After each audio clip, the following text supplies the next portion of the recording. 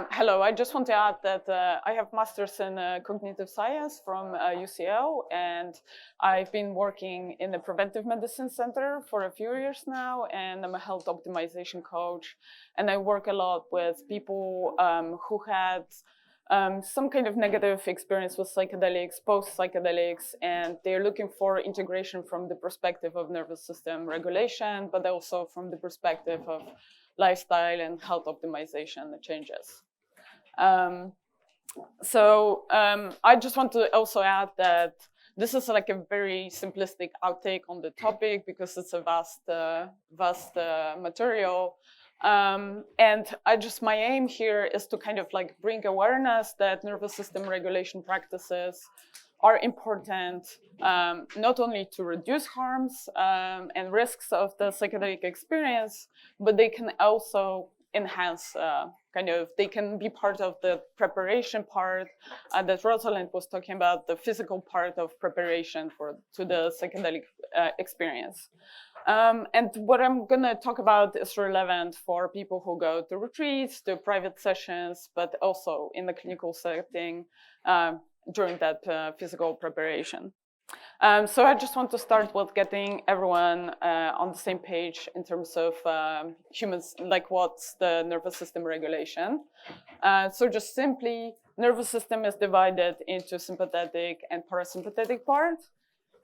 Sympathetic part is responsible for activation, for increasing adrenaline, for kind of increasing stress and getting us into movement, into action. Parasympathetic nervous system is a kind of branch of nervous system that's responsible for rest. But there are two branches of that branch, and there's a kind of calm, deliberate rest, but the other branch is kind of forced rest. So this is a polyvagal theory chart, which I think really neatly describes how our nervous system works. So it kind of shows all the three parts. So this is at the bottom, there's a parasympathetic deliberate rest part, then there's a sympathetic activated part, and then there's a forced rest at the top. One thing I always want to add on top of that chart is that the chart is really focused on threat and danger. As you can see, the sympathetic part it says danger underneath, but it's not only danger part. We need to get sympathetically activated to the work, to be hyper-focused, when we're excited and we're having fun. This is where we are in the sympathetic branch. So it's kind of, we all kind of, it's not always threat, it's also like normal life. You often get into sympathetic part and it's all fine.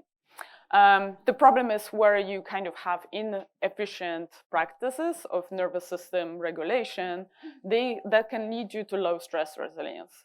And some people have low stress resilience because they never learned proper nervous system practices during childhood, because their parents didn't have, or the carers or school, no one taught them. And they never learned, so they kind of don't know how to kind of regulate. And the idea of regulation, which kind of no one has, is that you kind of spend as much time as possible in the calm state, but whenever you need to take some action, you get into sympathetic state, and then you deliberately, after the action's gone, after you're you don't need to take action, you deliberately go back to the calm state. So you kind of oscillate between calm and sympathetic arousal all the time. But most people kind of don't have, as I said, they have inefficient nervous system regulation practices. So many people are stuck in the sympathetic arousal, for example. So they get stressed too often and they don't use the recovery practices. They don't rest enough, so they don't go back to the calm state in enough times. And when you get stuck in a kind of sympathetic arousal, some people can do it for years and be really stressed out for years, but some people eventually will wear off the nervous system wear off, and then you risk getting into the the top stage where you kind of start to get overwhelmed. You face burnout, depression, numbness, and all kinds of things that are associated with that state. Then also, like, if you have low stress resilience, all the bigger stressors in your life can get you into that freeze state for a really long time. So you can kind of, if you get overwhelmed, you can get, if you don't use recovery practices at the moment, you can get stuck in that overwhelmed state, and can deepen depression. So how do you regulate your nervous system? This is also like a massive topic, and there's so many practices. Most people have some preferences, so they have kind of their own way to regulate. Many of us kind of have some intuitive ways of regulation.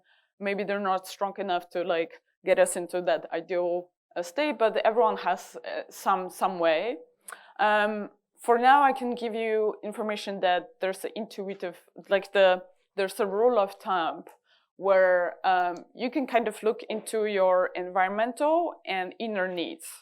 And if you start to kind of deliberately think, how activated I want to be, do I want to be calm, do I want to be activated, then you can do with your body and with your system, do something to change your nervous system state. So to give you an example, if I wanted to calm down now, I would start speaking slowly, move slower, and my nervous system would start to calm down. But then if I speak up faster, then my nervous system goes up. I go in higher into the nervous system activation, and maybe get hyper focused because I want to kind of deliver the lecture. So you can kind of look into like what I want. And I have a picture of a baby crying. So this is also like a nervous system regulation. From a child, the baby is crying because it feels discomfort.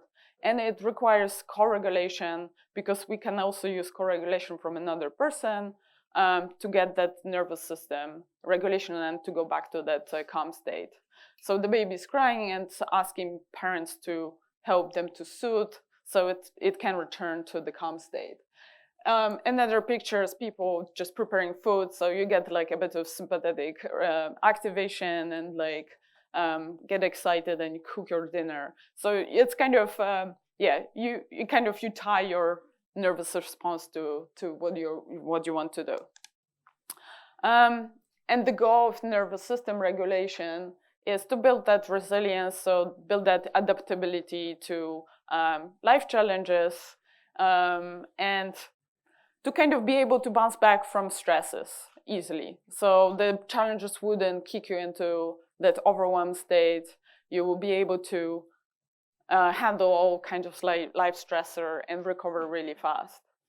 But also co-regulation. So people who are stuck in that stress state or overwhelmed state, they often cannot co-regulate, because if you see on that chart, social engagement happens mostly in the calm state. So it's really difficult for people who are stressed or overwhelmed to co-regulate, to receive support, or to give support to others. So the aim is to be able to co-regulate, because we're kind of social animals, and you want to have an experience where you can easily co-regulate with others and deal with challenges in this way. And the factors affecting stress resilience are just very kind of briefly, so maladaptive chronic stress responses, so reacting with more stress in situations that don't require that much stress. So for example, just having conversation with a friend and they don't agree with your opinion and that you get really angry. So that's a maladaptive chronic response. It comes from conditioned responses from childhood. You probably learned as a child that when someone disagrees with you, it's like kind of like a rejection. So it causes high activation, high emotional response in you, and then you get that emotional and stress reaction. Maladaptive recovery practices. So people very often don't recover in a kind of efficient way. Often people use substances, use alcohol or cannabis to recover from stress instead of, for example, spending time just to maybe move slower or maybe have a nap or kind of like really take time to calm down and make sure, like check in with their bodies. Am I calm now? Or do I maybe need something else to do to calm down? Maladaptive lifestyle behaviors. They're actually, so lifestyle is also part of nervous system regulation. So lifestyle means diet, what time do you go to bed, with whom you spend your time, how you spend your time. So if you go to bed, for example, like 2 a.m., so really late, you don't kind of align your nervous system with the cardiac clock, then it's kind of, it can be stressful on your body too, and it lowers your stress resilience. Social support is extremely important, as I said, for that co-regulation. So if you don't receive enough support, social support, if you don't provide social support, that can be really stressful on your system too. So like kind of getting into a supportive group of friends that can really help with your nervous system regulation. And there are other factors that can affect this, like genetic, physiological, chronic immune problems. So like having bad health, it's also affecting how you can regulate your stress. This is not a scope of this talk because it's also even bigger topic. But for example, having like a gut issues and chronic inflammation can significantly lower your stress resilience. And how do psychedelics come into this? So, well, first of all, psychedelics are sympathomimetic. So they do increase stress levels, and they get you activated, and they get you into that sympathetic part of your nervous system. And there was a study done by Holtz and Muller, and they found there's an increase in cortisol levels even after 2.5 hours after the ingestion. So it's a kind of prolonged cortisol increase when you take, the study was done on psilocybin and LSD. There's increases in systolic blood pressure, in heart rate, and even in body temperature. So I can show you the graphs. So this is a kind of a graph that shows that even for like a 4-hour range, you have increased blood pressure and increased heart rate. And this is, for me, this was one of the most interesting parts, that even the body temperature can increase. And this is the highest body temperature here increases with 30 milligrams of psilocybin. So with a very high dose of psilocybin, the body temperature could increase even to 37.6. Then, well, psychedelics are sympathomimetic, and additionally, psychedelic experience is embodied. So psychedelics are seen as non-specific amplifier. So that means that all your sensations, emotions, feelings, they get amplified. And very often people describe it as they are kind of stuck in their sensations, that the only way through is kind of to go to the center of this and just stay with it and kind of not resist, because resistance increases anxiety. And in a way, this is kind of the core of nervous system regulation also, because acceptance is the only way to kind of improve your nervous system regulation. Acceptance of your feelings, emotions, it kind of helps your body to realize that your mind is listening to the body, and the signal doesn't have to be so strong, and that you are kind of in touch with what's going on in the system. But once you start to resist, you start to suppress your nervous system, and you kind of push yourself maybe eventually into that forced rest. But also because those sensations and feelings and emotions are so amplified, a kind of psychedelic experience is a bit like somatic therapy. So it's kind of, you need to be aware a bit about like what the somatic therapy is working with to be able to kind of like understand psychedelic experience too. And the somatic therapy has many challenges. And one of the biggest challenges when a therapist works with a client is that you look into that window of tolerance that Sach mentioned and also Tayo mentioned today. So in the somatic experiencing therapy, for example, those therapists only work in the window of tolerance. So they make sure that the person stays at the activated level, but they don't get into kind of the dissociation level. So they build up a step-by-step kind of the stress resilience. So eventually a person gets to the point where they are able to deal with much bigger stressors and they can face their trauma, for example. But now they're prepared and their nervous system can bounce back after that processing. And I have an image of a spiral here because in somatic therapies, they often kind of talk about dissociation as a spiral that kind of tries to suck you in.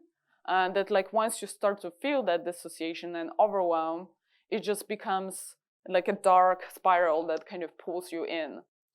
So this is why they are trying to stay in that window of tolerance, because once that dark spiral kind of like gets you in, it may be really difficult to get out, especially if you don't have good recovery practices. And you can get stuck kind of for like days or sometimes months in that really overwhelmed state. And this is kind of the same risk for a psychedelic experience. So as Sach also said yesterday, sometimes it's impossible to control whether a person stays in that window of tolerance. But what we can do in the integration, we can look into how a person can improve their recovery from that overwhelmed state, how they can get out of that overwhelmed state faster. So if that person practices nervous system regulation before, and they understand the process, they can understand, oh, okay, now I just got overwhelmed, and now I have to practice recovery, and now I have to kind of look more into how I can get out and bounce back and not kind of get stuck in that state, not align my thoughts with what's going on, not get depressed, but just focus really on improving lifestyle and how I process my emotions and feelings. So mitigating the risks before and after the psychedelic session. So there are a few concepts here that I want to discuss. And so practicing at least basic nervous regulation skills, it can improve all kind of stages of psychedelic experience. So preparation, session, and the integration, because the preparation you can kind of prepare and kind of learn how you can enhance your psychedelic experience. Psychedelic experience, you first of all, you will be kind of better prepared how to deal with, for example, challenges with if you have an increase in anxiety, with increased sensations. You will not be surprised by all of this. You will understand that this is kind of like your body talking to you, and you'll be more comfortable with the whole process. And then during integration, you'll be able to, for example, if you something happened, you got overwhelmed or you got anxious. So it's also possible to get too activated after the psychedelic experience. So if you experience this, it is possible to kind of use the nervous system regulation skills to bounce back from that experience faster. So acceptance of sensations, feelings, and emotions. That's really important, a part of nervous system regulation, because emotions can be intense and can create intense stress. So kind of understanding your emotions and that they arise as a kind of conditioned response to environment needs. It's a way to be able also like more accepting towards yourself. It's a way to kind of be less suppressive. So working with your nervous system, with the flow of the nervous system, instead of kind of suppressing it and making yourself even more stressed. Improving interoception. So interoception is also part of nervous system regulation, and it's interoception is feeling your sensations, physiological sensations from the body. And people with low stress resilience often have affected interoception. So either they could be kind of two extremes. One is too little, one is too much. So too little, sometimes people feel numb. They don't feel their physiological sensations. So they don't feel their heart rate. They don't feel anything, like they have limited perception of pain. And why this is important for psychedelic experience is that the person who is more on like a numb scale, maybe they take psychedelics and suddenly they start to feel something. So they need to kind of like be prepared that the feelings of the body is all good and be kind of comfortable with that idea and kind of know how to work with it. Not be scared that the increased heart rate is kind of something bad.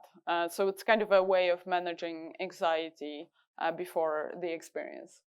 And the people with increased interoception, they're usually wired towards negative interoception.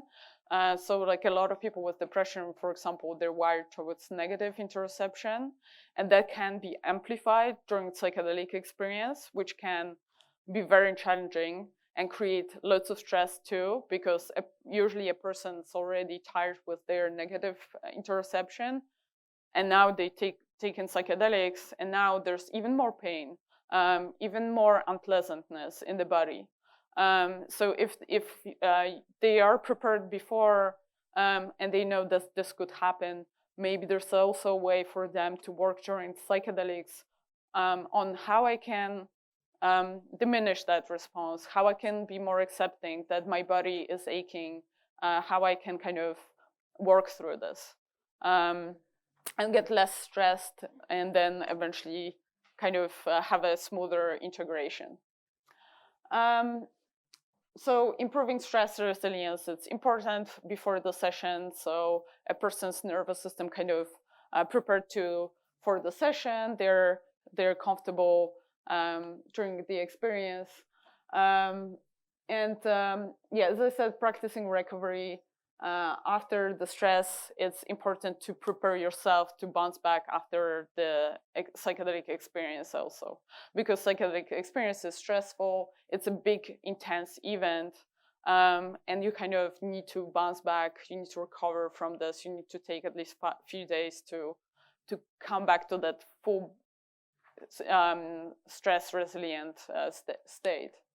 And one thing you can also look into before the experience is looking at how you bounce back from big events. So that can inform you also, like, what's my stress resilience? So if a person has intense life experiences and if they don't bounce back well, then it's a sign that they should look into more how I can improve my nervous system regulation skills, because maybe I will struggle to bounce back from the psychedelic experience. And there's the health issues are also important. So if a person practices nervous system regulation skills, but they don't see much improvement, they're still stressed out, they have low stress resilience, maybe there's a kind of hidden underlying health cause, some immune system problems. So it's kind of unadvisable in that state to take actually psychedelics, because you have like you're facing risk of overwhelm or anxiety response after the psychedelic experience, just purely from the health reason. So it's a nervous system regulation is a skill, so it requires lots of practice, and it kind of, you need to build the practice step by step, start with small steps and learning how to control your breath, for example, how to maybe practice movement, and how your movement aligns with your nervous system. So just taking small steps until you build up higher stress resilience. And these are just, this is a list of issues that my clients faced. So my clients who contacted me, they usually had issues with anxiety. So prolonged anxiety, for example, they couldn't sleep for 2 weeks after the sessions. And these were sessions with psilocybin or ayahuasca. They had issues with like eating. Some of them were really depressed and loads of brain fog. They were really numb after those psychedelic experiences. And the common factors were often that they had inefficient coping strategies, so stress strategies, so low stress resilience. They didn't regulate their nervous system too well. They had inefficient recovery practices, so lots of those people didn't go to sleep early enough, didn't have a proper sleep hygiene, didn't have good diets, use alcohol, cannabis to relax instead of to relax in the other way. Many of them had gut issues, so it's again that health component. It's very often present. Many of them had emotional issues, so lots of them were perfectionists. They felt like they're not good enough, they need to try harder. So like really pushing that sympathetic activation and not getting rest. They often also saw that some of the emotions are really unwanted. So lots of them didn't like their anger, their sadness, they were suppressing lots of emotions. And that suppression kind of puts a lot of stress on the nervous system. So just to close, I just want to say, it's not only about mitigating risks, but knowing how to regulate your nervous system can enhance the psychedelic experience. You can prepare better, have a more comfortable kind of maybe enhance the response during the psychedelic experience. You can understand what's going on during the experience better. Maybe also you can allow yourself during the experience to take breaks, not do the work all the time, not to push into doing that emotional work, but also take it easy, and then integrate it better, bounce back from that psychedelic experience much faster, and be able to kind of incorporate the changes you want much faster. And that's it. If you want to learn more, this is my website, and also recommend such website and some Punk Therapy's amazing podcasts on somatic therapy and psychedelics. And repairing the nervous system is a great resource on nervous system regulation. Thank you.